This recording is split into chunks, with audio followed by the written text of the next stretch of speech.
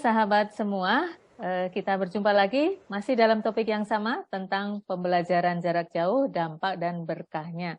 Nah, sekarang kita akan dengarkan nih saran ataupun pesan dari para psikolog ini untuk pembelajaran jarak jauh. Silahkan dari Mbak Milda untuk memberikan sarannya. Baik, Mbak Anas. Jadi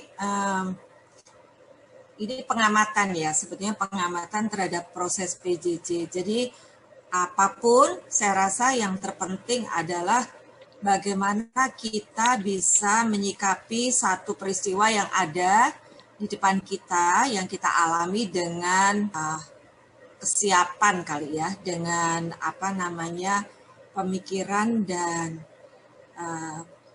perasaan yang siap gitu. Dibilang siap mungkin kita semua tidak siap, tapi maksud saya begini, bahwa kita semua perlu membangun satu pemikiran bahwa situasi yang kita hadapi khususnya di PJJ ini adalah situasi yang darurat, sebetulnya darurat. Jadi semua yang terjadi itu serba darurat sebetulnya. Jadi masih bisa dikatakan tidak ideal. Jadi karena itu tidak ideal, biasanya kan ada satu pemikiran dan harapan supaya kapan sih kita bisa melalui ini semua. Tapi maksud saya kalau kita semua sudah menyadari bahwa ini adalah situasi yang darurat, kita juga menyikapinya dengan situasi darurat, dengan harapan dari situasi darurat yang kita kembangkan ini, kita bisa membangun sikap lebih positif. Nah, itu yang paling penting, Mbak Anas, bahwa bagaimana apapun yang kita hadapi, kita harus jangan menyerah. Jadi terus-menerus mencari cara supaya kita bisa melalui semua yang kita hadapi dengan satu pembelajaran atau satu konsep bersama-sama. Itu yang paling penting. Jadi kita kembangkan sikap kerjasama, dan sekarang era yang kita hadapi ini memang menuntut bagaimana supaya kita mampu berkolaborasi, gitu ya, membangun kolaborasi dan integrasi dengan banyak pihak, ya, bukan hanya guru yang paling mendapat sorotan, tetapi juga adalah orang tua, siswa, bagaimana sih orang tua itu membantu mempersiapkan anak-anak kita, siswa, menghadapi satu situasi yang kita hadapi.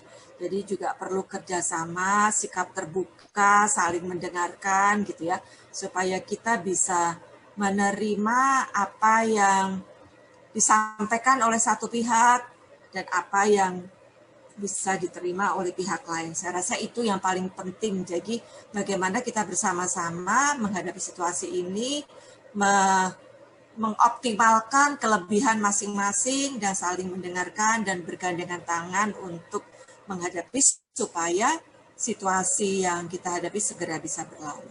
Begitu, Mbak Anas dari saya. Terima kasih, Mbak Milda. Kolaborasi menjadi kata kuncinya di sini ya, Mbak Milda ya. Betul sekali. Kalau dari Mbak Rini, apa Mbak Rini sarannya atau pesan-pesannya? Silakan, Mbak. Jadi baik orang tua, guru, murid semua harus membangun, tetap menjaga sikap optimistik itu.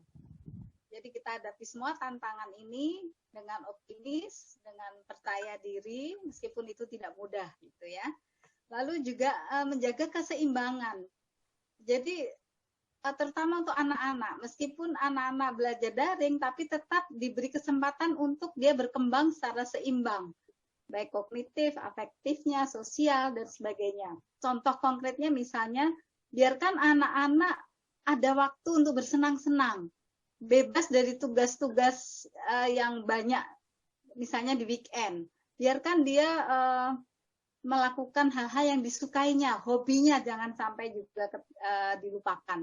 Ada keseimbangan itu. Lalu juga tetap bersyukur ya, jadi mensyukuri semua yang terjadi karena sudah kita lihat banyak sisi positifnya. Saya kira itu Mbak Anas. Ya, terima kasih Mbak Rini, khususnya untuk anak-anak dan juga orang tua ya yang banyak terlibat di sini ya untuk saran-sarannya.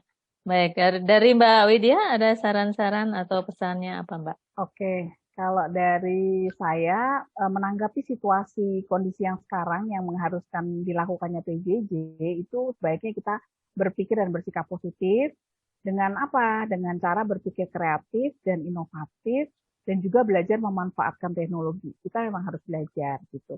Sehingga nanti jika situasi itu kembali memungkinkan untuk dilakukan pembelajaran tatap muka kembali, kita sudah sebenarnya memiliki kemampuan tambahan teknologi itu sendiri gitu. Jadi ini kita menanggapi ini sekarang sedang masanya belajar teknologi, menurut saya seperti itu. Terus kemudian yang kedua, orang tua gitu ya dan pendukung lain selain guru gitu juga ikut ambil bagian dan berperan dalam pendidikan. Tidak hanya menyerahkan pada situasi pendidikan. Jadi orang tua juga harus menikmati ini eranya sekarang ini era belajar bersama murid. Karena ini sebenarnya situasinya darurat sih sebenarnya, mungkin akan membaik nanti pelan-pelan itu akan membaik. Nah, maka orang tua benar-benar tahu bahwa ikut ambil bagian dalam pendidikan itu seperti apa sih. Ini saatnya, masanya ikut benar-benar ambil bagian. Jadi menurut saya kita nikmati saja, enjoy dengan situasinya, ambil peran, belajar teknologi, kreatif dan inovatif. Gitu sih Mbak. Tentunya juga harus bersikap optimis ya untuk menghadapi semua tantangan yang ada ya. Supaya kita bisa melaluinya dengan baik ya Mbak Widya ya. Iya, betul. Oke, terima kasih Mbak Widya. Dari Mbak Jo, ada saran, masukan? Baik. Kalau sekarang kita sebenarnya sudah sekitar 9 bulan ya melewati PJJ ini, dan proses yang penting menurut saya adalah evaluasi. Jadi masing-masing pihak ya, bagaimana? Misalnya orang tua mengevaluasi bagaimana relasi dia dengan anak selama PJJ. Bagaimana kemudian kondisi fisik anak. Apakah kemudian sudah, dan bagaimana penggunaan gadget, bagaimana proses kondisi emosi anak gitu ya. Orang tua perlu untuk memberi waktu untuk evaluasi selama 9 bulan ini bagaimana sih kondisi adaptasi yang telah dilakukan, karena ke depan ini kita juga sebenarnya belum terlalu yakin apakah dalam waktu dekat ini kita akan bisa offline misalnya, sehingga proses rencana ke depan yang lebih baik, rencana-rencana ke depan untuk meningkatkan kualitas hidup itu menjadi bagian penting. Itu untuk orang tua. Kemudian untuk guru juga evaluasi bagaimana selama ini. Nah, untuk anak-anak atau siswa-siswa yang sudah lebih dewasa, yang sudah bisa menggunakan ini sebagai proses evaluasi, maka ini juga bagian penting gitu ya. Sudah 9 bulan, apakah ada peningkatan kualitas dalam hidupku? Atau aku sebenarnya sudah mengalami demotivasi, kayak sudah tidak betah gitu ya misalnya. Kemudian proses kreatif apa yang masih bisa dilakukan, proses apa yang masih terus-menerus bisa ditingkatkan. Nah, terutama sekali terkait dengan penggunaan gawai, evaluasi ini juga menjadi penting. Seberapa besar hidupku berubah gitu ya, dari sebelum adanya pandemi ini dan sampai dengan 9 bulan ini, perilaku penggunaan gawaiku seperti apa, dan bagaimana aku bisa mencegah adanya dampak-dampak baik kesehatan fisik maupun kesehatan mental yang lebih panjang, berkepanjangan, atau aku justru bisa menjadikan kesempatan ini sebagai kesempatan untuk bisa mengoptimalkan hidupku dengan situasi yang ada. Nah, itu menjadi bagian penting rasanya untuk kita juga punya pandangan yang baik atau pandangan yang tadi kalau dibilang optimis, tetapi juga strategik gitu ya, tentang rencana hidup ke depan. Dan ini akan sangat membantu Indonesia gitu ya, untuk bisa benar-benar menjadi tangguh sebenarnya dalam situasi sulit ini. Itu dari saya, Mbak Anas. Ya, jadi refleksi dan evaluasi ya Mbak Jo ya, yang penting untuk dilakukan untuk kemudian kita bisa merancang atau melakukan peningkatan-peningkatan untuk bagaimana kualitas PJJ ini menjadi semakin baik dan semakin bermanfaat untuk para siswa semuanya ya Mbak. Iya. Oke, terima kasih teman-teman semua atas saran dan masukan yang mudah-mudahan nanti ini bisa berguna bagi siapapun yang melihat bincang-bincang kita kali ini. Kalau bisa saya simpulkan jadinya ya dari pembicaraan kita ini ya bahwa PJJ itu adalah merupakan suatu keniscayaan yang harus diterima oleh semua pihak, terlebih di masa pandemik COVID-19 ini. Dan berbagai pihak nampaknya memang belum siap untuk bertransformasi ke pembelajaran secara daring ini, dan untuk itu diperlukan suatu kemampuan untuk terus beradaptasi dalam penggunaan teknologi digital dan juga internet ini. Dan yang ketiga, PJJ ini membawa sejumlah dampak negatif, tetapi di satu sisi juga ada dampak-dampak positifnya.